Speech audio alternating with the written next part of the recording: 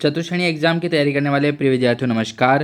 Rajasthan GK के महत्वपूर्ण प्रश्नों को लेकर के मैं प्रस्तुत हुआ हूं, जिसमें मान के चलिए कि ऑल ओवर तरीके से आपके इन प्रश्नों पर पकड़ बनेगी और प्रश्न जो है वो काफ़ी महत्वपूर्ण भी होने वाले हैं। ठीक है, यदि प्रश्न आपको एग्जाम में नहीं देखने को मिले ना तो नाम चेंज कर देना, क्योंकि यहाँ से प्रश्न और इनकी मेहनत जो है बनाने में हमने अपना 100% देने की कोशिश करी है दोस्तों। ठीक है, चलिए बात करते हैं हम सामान्य ज्ञान, जिसमें आपका भूगोल कंप्लीट होगा, इतिहास कंप्लीट होगा, कला संस्कृति कंप्लीट होने वाली है, भारतीय संविधान के बारे में बात करेंगे, राजस्थान की राजनीतिक और प्रशासनिक व्यवस्था के महत्वपूर्ण क्वेश्चन जो है वो ऐड किए गए हैं, और सामान्य विज्ञान के बारे में बात करेंगे, समसामयिक के बारे में बात करेंगे, और कंप्यूटर से जो भी प्रश्न बनेंगे उनके बारे में हम बात करने वाले हैं।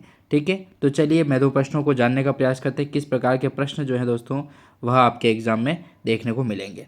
चलिए पहला प्रश्न आता है अपना कि सरिस्का वन्य जीव अभ्यारण्य में कौन सी परियोजना जो है वो कार्यान्वित की गई है। देखिए प्रश्न कितना महत्वपूर्ण प्रश्न है कि सरिस्का जो वन्य जीव अभ्यारण्य है उसमें कौन सी परियोजना जो है वो कार्यान्वित की गई है।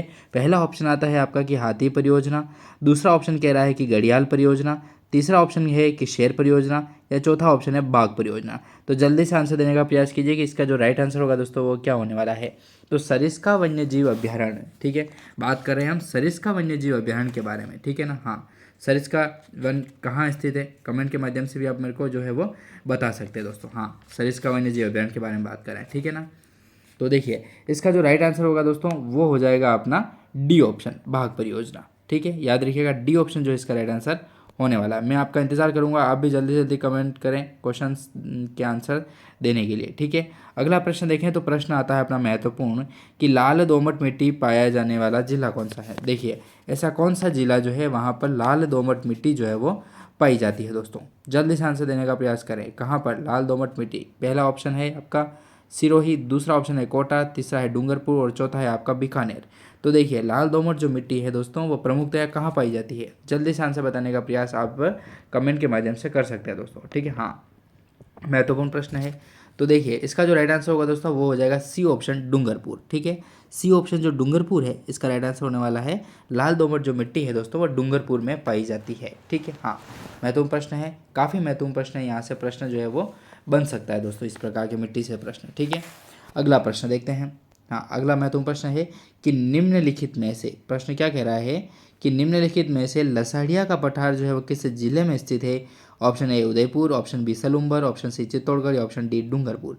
तो देखिए ऐसा कौन सा जो पठार है जिसका नाम है लसाढ़िया का पठार, वह किस जिले में स्थित है। तो जल्दी से आंसर देने का प्रयास करें आप। तो देखिए इसका जो राइट आंसर होगा दोस्तों वो हो जाएगा अपना सलूम्बर। ठीक है, हाँ, सलूम्बर जो है वो राइट आंसर होना, बी ऑप्शन जो इसका राइट आंसर होगा, जो लसाढ़िया का पठार है वह सलूम्बर में स्थित है। ठीक है, हाँ, अगले प्रश्न की ओर बढ़ते हैं। प्रश्न कह रहा है, महत्वपूर्ण प्रश्न आया है कि राजस्थान के पश्चिम की अंतर्राष्ट्रीय सीमा कहलाती है। राजस्थान के पश्चिम की जो दोस्तों अंतर्राष्ट्रीय सीमा है वह क्या कहलाती है।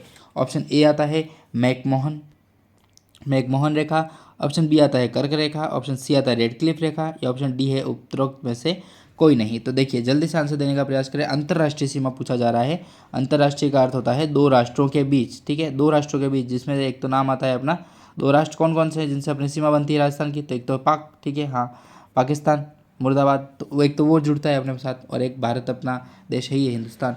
तो अंतर्राष्ट्रीय सीमा पाकिस्तान और भारत के बीच लगती है, जिसका नाम है रेड क्लिफ रेखा। सीधी सी बात है, तो सी ऑप्शन जो है इसका राइट आंसर होने वाला है, सी ऑप्शन। ठीक है, चलिए अगला प्रश्न आता है, महत्वपूर्ण प्रश्न है दोस्तों कि राजस्थान में 31 मार्च 2023 तक प्रति 100 वर्ग किलोमीटर पर सड़कों का घनत्व कितना था। देखिए किस प्रकार का डेटा पूछ करके जो है वो आपको प्रश्न पूछे जाते हैं, तो ये एग्जाम में काफ़ी इंपॉर्टेंट प्रश्न होंगे और नया पैटर्न है दोस्तों। ठीक है ना, तो इसको याद रखिएगा।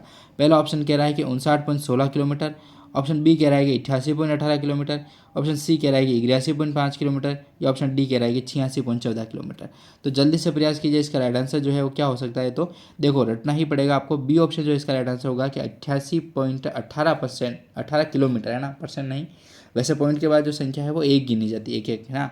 तो 88.18 किलोमीटर जो है वो 31 मार्च 2023 के अनुसार बात कर रहे हैं हम, 31 मार्च 2023 के डेटा के अनुसार 100 वर्ग किलोमीटर पर जो है वो सड़कों का घनत्व मापा गया है। ठीक है, चलिए अगला प्रश्न देखें। तो प्रश्न कह रहा है, महत्वपूर्ण प्रश्न है, हाँ, प्रश्न है कि भारत की 2011 की जनगणना के अनुसार राजस्थान के किस जिले में जनसंख्या की वृद्धि दर जो है वो सबसे अधिक थी दोस्तों। सबसे अधिक वृद्धि दर कौन सी है। ठीक है, हाँ, जल्दी से आंसर बताइए, ऑप्शन आपके सामने हैं। पहला ऑप्शन है कि बाड़मेर, ऑप्शन बी कह रहा है बीकानेर, ऑप्शन सी कह रहा है जैसलमेर और ऑप्शन डी कह रहा है आपका जोधपुर। तो जल्दी से प्रयास कीजिए, इसका राइट आंसर क्या हो सकता है। तो भारत के 2011 की जो जनगणना है उसके अनुसार राजस्थान के किस जिले में जो है वो जनसंख्या की वृद्धि दर जो है वो सर्वाधिक पाई गई है दोस्तों। ठीक है, हाँ महत्वपूर्ण प्रश्न है। तो पहला ऑप्शन इसका राइट आंसर होगा बाड़मेर, याद रखिएगा बाड़मेर जो है इसका राइट आंसर होने वाला 2011 की जनसंख्या के अनुसार बात करें, जनगणना के अनुसार बात करें। ठीक है, अगला प्रश्न आता है जो महत्वपूर्ण प्रश्न है कि भूस्खलन एवं कीचड़ प्रवाह जो है वह किस प्रकार की आपदा है दोस्तों। भूस्खलन एवं कीचड़ प्रवाह जो है वह किस प्रकार की आपदा के अंतर्गत आता है। पहला ऑप्शन है आपका भौगोलिक आपदा, सी ऑप्शन आता है कि दुर्घटनाजन्य। ठीक है, ऑप्शन आगे पीछे हो चुके हैं, कोई नहीं, आप मैनेज कीजिएगा। बी ऑप्शन है कि जलवायु संबंधित आपदा, सी ऑप्शन अपना कि दुर्घटनाजन्य आपदा है, या फिर डी ऑप्शन है कि जैविक आपदा है।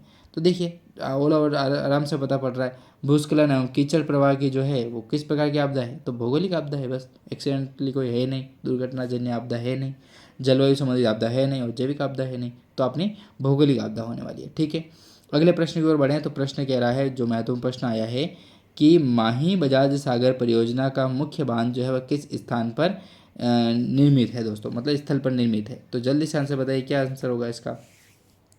माही बजाज सागर बांध की बात हो रही है ना। हाँ, माही बजाज सागर जो बांध है ये दोस्तों आपके ऑप्शन आपके सामने है। पहला ऑप्शन है खांदू, दूसरा ऑप्शन बोरखेड़ा, तीसरा ऑप्शन घाटोल और चौथा ऑप्शन है कडाना। तो जल्दी से जल्दी प्रयास कीजिए आप भी आंसर देने का, हाँ कमेंट के माध्यम से, है ना। तो माही बजाज सागर जो परियोजना है उसका मुख्य बांध जो है दोस्तों वह किस स्थल पर निर्मित है, तो याद रखिएगा बी ऑप्शन राइट आंसर होगा, बोरखेड़ा। ठीक है, बी ऑप्शन बोरखेड़ा। अगला प्रश्न, ठीक है, अगला प्रश्न भी देख ही लेते हैं किस प्रकार के प्रश्न पूछे जा रहे हैं एग्जाम में। अगला प्रश्न कह रहा है कि कौन सी नदी मृत नदी के नाम से जानी जाती है दोस्तों। ऐसी कौन सी नदी है जो मृत नदी के नाम से जानी जाती है। तो पहला ऑप्शन है माही नदी, ऑप्शन बी कह रहा है चंबल नदी, ऑप्शन सी कह रहा है लूनी नदी, या ऑप्शन डी है गग्गर नदी।